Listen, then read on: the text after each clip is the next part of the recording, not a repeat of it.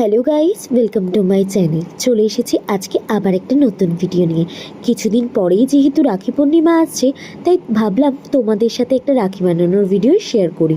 তো এখানে আমি ইউজ করছি একটা কার্ডবোর্ডের টুকরো আর ডাবল সাইডের টেপ।